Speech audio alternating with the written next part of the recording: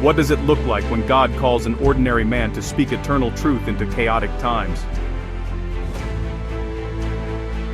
The prophet Isaiah lived during one of the most turbulent seasons in Judah's history: political instability, moral decay, and spiritual compromise. Yet in the middle of uncertainty, God raised up a man whose words would echo not just for his generation, but for all generations. Isaiah was not only a prophet of warning, he was a prophet of hope, a messenger of the Messiah, and a voice pointing humanity toward redemption.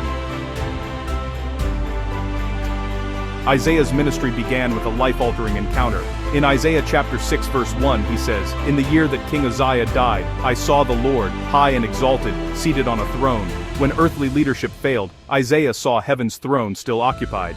Then, God asked a question that still echoes today. "Whom shall I send, and who will go for us?" Isaiah replied, "Here am I. Send me." This wasn't a call based on confidence, it was a call answered with availability.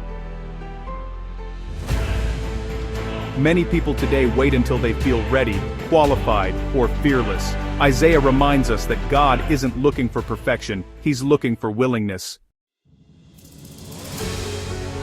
Isaiah prophesied during the reigns of Uzziah, Jotham, Ahaz, and Hezekiah. He confronted kings, challenged corrupt systems, and warned Judah of judgment if they refused to repent. To King Ahaz, Isaiah urged trust in God, not foreign alliances, and delivered one of the most famous prophecies in Scripture.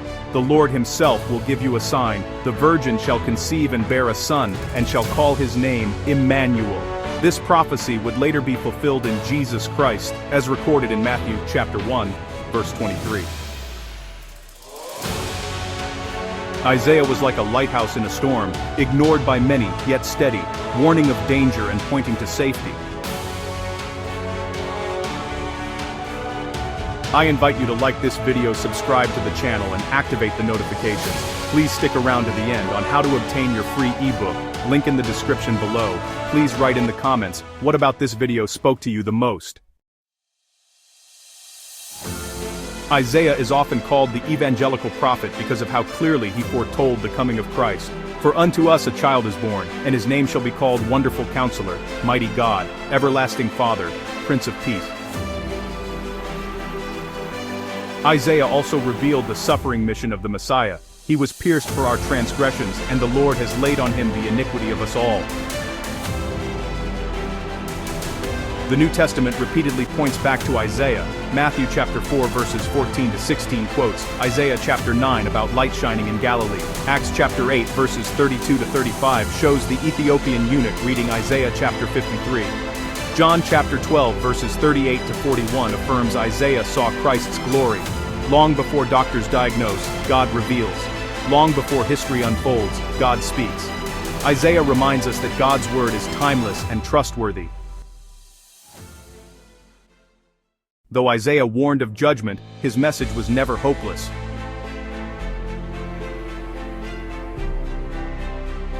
Comfort, comfort my people, prepare the way of the Lord. He declared God's promise, "Fear not, for I am with you, I will strengthen you, and help you." And one of the most quoted promises today, "Behold, I am doing a new thing, I am making a way in the wilderness." God is not limited by deserts.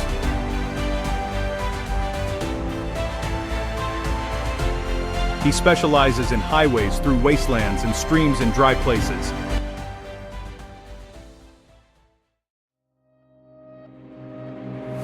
Isaiah's life teaches us that when God calls, he also reveals, sustains, and fulfills his word. The same God who called Isaiah is still asking today, "Whom shall I send?"